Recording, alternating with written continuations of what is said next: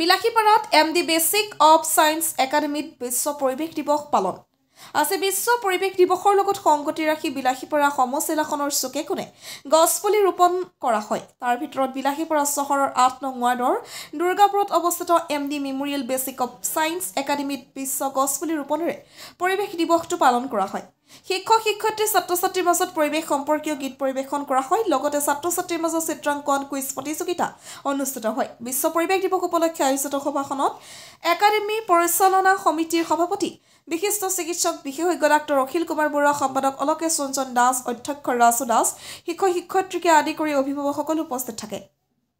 বিলাসীপাৰাৰ পৰা জহিৰুল ইছলামৰ report, North East Frontier news. বিশ্ব পৰিৱেশ দিৱস উপলক্ষে আমি প্ৰথমতে আমন্ত্ৰণ জনাইছিলোঁ আমাৰ বিলাসীপাৰাৰ ডক্টৰ AK বৰুৱা ছাৰক, আৰু লগতে আমাৰ কোকৰাঝাৰ মেডিকেল কলেজৰ এছিষ্টেণ্ট প্ৰফেচৰ ডক্টৰ ৰিয়াজুল আহমেদক আমন্ত্ৰণ জনোৱা হৈছিলে। আমি ৰাতিপুৱা 10 বজাৰ পৰা বিশ্ব পৰিৱেশ দিৱস পালন কৰোঁ। ইয়াতে প্ৰথম আমাৰ কাৰ্যসূচীত প্ৰথমতে আমি গছপুলি ৰোপণ কৰোঁ। তাৰপিছত আমাৰ সম্বৰ্ধনা অনুষ্ঠান হয়।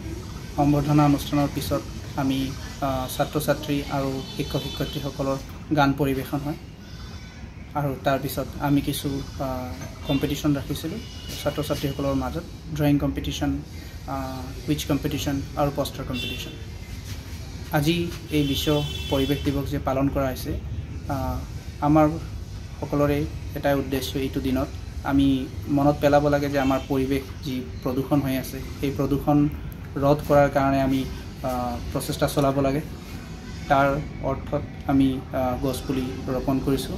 আৰু আমাক এই পৰিৱেশ যি প্ৰদূষণ হৈ আছে, আজি যি এয়াৰ পলিউশ্যন হৈ আছে, ছইল পলিউশ্যন হৈ আছে, এইখিনি ক্ষেত্ৰত মই এটা কথা ক'ব বিচাৰোঁ। বিশেষকৈ ইয়াৰ মূল কাৰণ হৈছে আমাৰ শক্তিৰ উৎসসমূহ।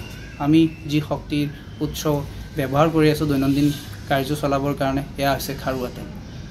আমি যিমান পাৰোঁ যদি আমি ৰিনিউৱেবল এনাৰ্জি চ'ৰ্চৰ ফালে যাওঁ, তেতিয়াহ'লে এই প্ৰদূষণ লাহে লাহে কমি আহে। আৰু ৰিনিউৱেবল এনাৰ্জি চ'ৰ্চৰ কাৰণে ছ'লাৰ এনাৰ্জি আমাৰ কাৰণে প্ৰয়োজনীয়। যেতিয়া আমি সম্পূৰ্ণৰূপে ছ'লাৰ এনাৰ্জি ব্যৱহাৰ কৰিম, তেতিয়া কি হ'ব? তেতিয়া লাহে লাহে কাৰ্বন এমিশ্যনটো কমি আহিব। যেতিয়া কাৰ্বন এমিশ্যন কমি আহিব, তেতিয়া প্ৰদূষণো কমি আহিব। আৰু এইখিনিয়ে মই ক'ব বিচাৰোঁ, গছপুলি ৰোপণৰ লগতে আৰু আমি প্ৰদূষণ ৰোধ কৰিবৰ কাৰণে এনাৰ্জি চ'ৰ্চটো আমাৰ ছ'লাৰ এনাৰ্জিৰ ফালে আমাক খুব সোনকালে যাব। মুখ্য অতিথি হিচাপে আমাৰ বিলাসীপাৰাৰ বিখ্যাত ডক্টৰ AK বৰুৱা ছাৰ আছিলে, আৰু লগতে আমাৰ আৰু এজন গেষ্ট আছিলে কোকৰাঝাৰ মেডিকেল কলেজৰ assistant professor doctor Riazul Ahmed.